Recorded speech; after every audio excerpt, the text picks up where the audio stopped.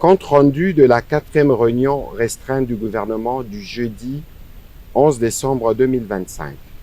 Le président de la République, chef de l'État, a présidé ce jeudi 11 décembre 2025 à la Cité de l'Union africaine, conformément à l'article 54 de l'ordonnance 24/88 du 11 octobre 2024 portant organisation et fonctionnement du gouvernement, modalités de collaboration entre le président de la République, le gouvernement ainsi qu'entre les membres du gouvernement, la 4e réunion restreinte du gouvernement.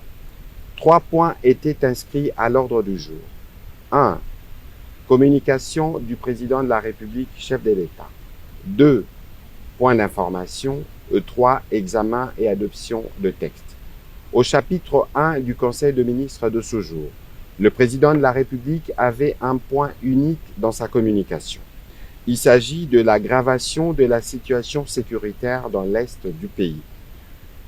Le 4 décembre 2025, la République démocratique du Congo et la République du Rwanda ont signé à Washington DC un accord de paix historique, fruit d'efforts diplomatiques soutenus et porteur d'un espoir légitime pour mettre un terme définitif au cycle de violence qui endeuille notre nation depuis plus de 3 décennies.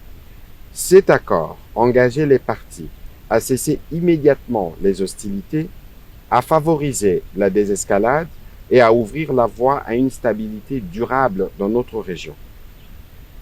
Cependant, le président de la République a déploré avec la plus grande fermeté que, à peine quelques jours après la signature de cet instrument, la République du Rwanda ait choisi de violer ses engagements.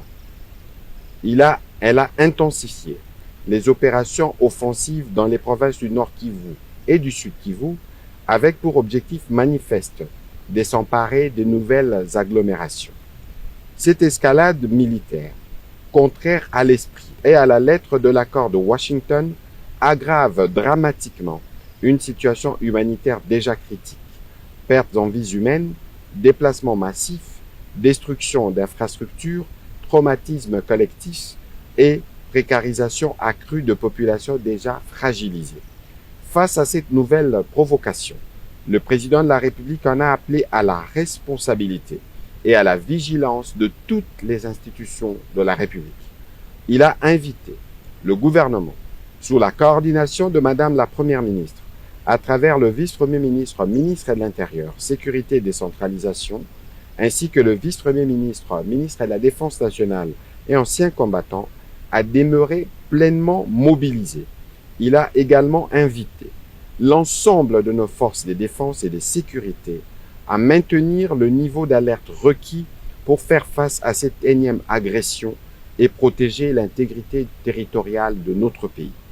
Dans cet esprit, le président de la République a annoncé la convocation imminente d'une réunion interinstitutionnelle ainsi que d'un Conseil supérieur de la défense élargi afin d'approfondir l'analyse de la situation et d'arrêter en toute souveraineté les options appropriées pour maîtriser l'évolution des opérations et garantir partout la sécurité de nos populations.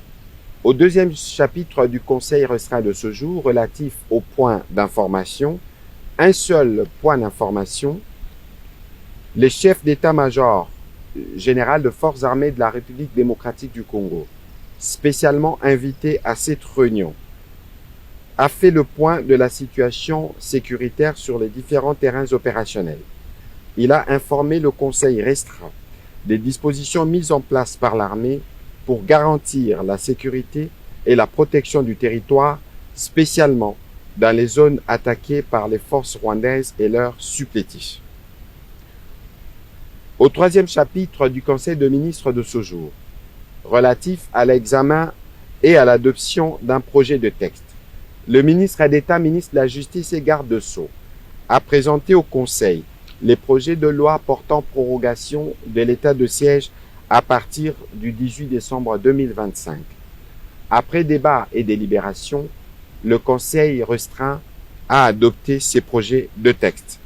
Commencé à 15h48, la réunion restreinte du gouvernement a pris fin à 17h20. Je vous remercie.